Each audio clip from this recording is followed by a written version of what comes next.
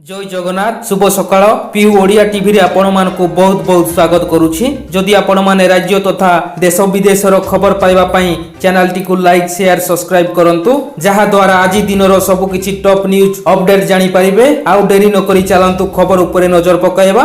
प्रथम खबर, मद पीवा को बारण करबा को स्त्री को जाड़ी देला स्वामी। राजधानी दिल्लीर द्वारका जिलार डाबरी अंचल में मद्यपान को नहीं झगड़ा हेबार जड़े व्यक्ति निज 32 वर्षीय पत्नी को निया लगाई देइछंती। नरेंद्र नामक जड़े व्यक्ति गुरुवार पत्नी विनीता को किरोसिनी ढाली निया लगाई देइथिले। पत्नी को पोड़ी देवा अभियोग रे स्वामी नरेंद्र गिरफ होइछंती।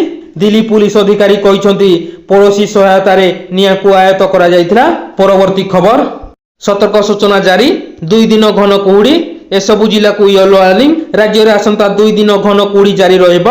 उपकूल ओडिशा समेत अभ्यंतरणीय ओडिशार अधिकांश जिले में घन कुहुड़ी हेबा नहीं पाणीपाग विभाग पक्षरु सतर्क करा जायछि। आसंता 24 घंटा मध्य कंधमाल, नयागढ़, कोरापुट, रायगड़ा, कलाहांडी, अनुगुल, ढेंकानाल, बौद्ध, कटक, केन्द्रापड़ा, जगतसिंहपुर, खोर्धा एवं पुरी जिलार केतेक स्थान में घन कुहुड़ी हेबार संभावना रही। एही सबु जिला येलो वार्निंग जारी करा जायछि। सेही बड़ी 5 तारिख में कंधमाल, रायगड़ा, कोरापुट, कलाहांडी, नयागढ़ एवं कटक जिलार केतेक स्थान में प्रबल कुहुड़ी हेबा नहीं सतर्क सूचना जारी करा जायछि। एही सबु जिले में दृश्यमान दूरता 50 रु 200 मीटर मध्य रहिबो। परवर्ती खबर, छात्र छात्री ध्यान दियंतु, मैट्रिक परीक्षा को नहीं गुरुत्वपूर्ण सूचना। आसंता फेब्रुआरी 20 तारिख आरंभ होगा जाउछि मैट्रिक परीक्षा। चलित वर्ष मैट्रिक परीक्षा 5,51,611 जन छात्र छात्री आवेदन करिसंती। बोर्ड पक्षरु 3073 परीक्षा केन्द्र एवं दुर्गम अंचल 21 थाना को नोडाल सेंटर करा जायछि।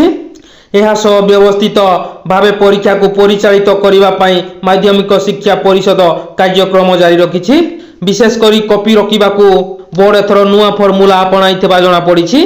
तेबे एथर परीक्षा पई धार्य समय 1.5 घंटा पूर्व परीक्षा हॉल को प्रवेश करिवे परीक्षार्थी। अर्थात सकाळ 9टा रे परीक्षा थिबा बेले 7:30 रु परीक्षा केन्द्र को परीक्षार्थी को छड़ा जिवो।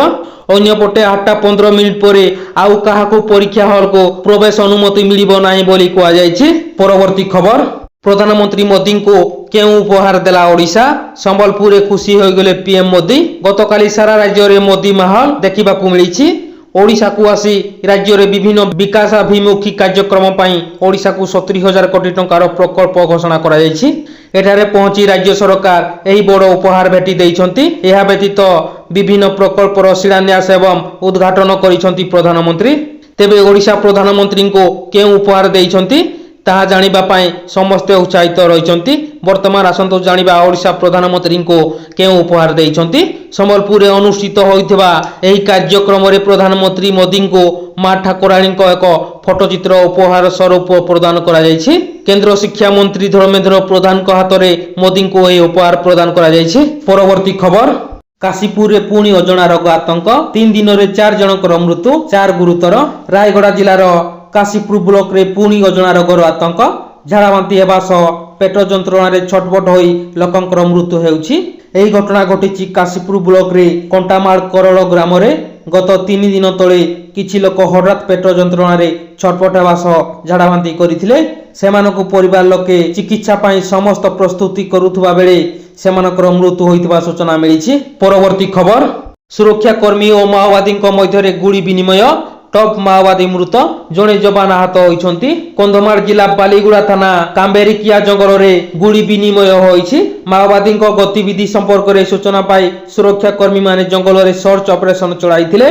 माओवादी माने सुरक्षा कर्मी उपरे आतर्कित गुड़ीमाड़ करथिले। सुरक्षा कर्मी पालटा आक्रमण रे जड़े टॉप लीडर माओवादी निहत होइतबा जणा पड़िछि। माओवादी गुड़ी रे जड़े डीवीएफ जवान आहत होइछंती। जंगल रे एबे भी कम्बी ऑपरेशन जारी रहितबा कहिसंती ADG operation S Devdutt Singh. परवर्ती खबर, अयोग्य घोषणा हेले इमरान, लड़ी पारिबे नाही निर्वाचन।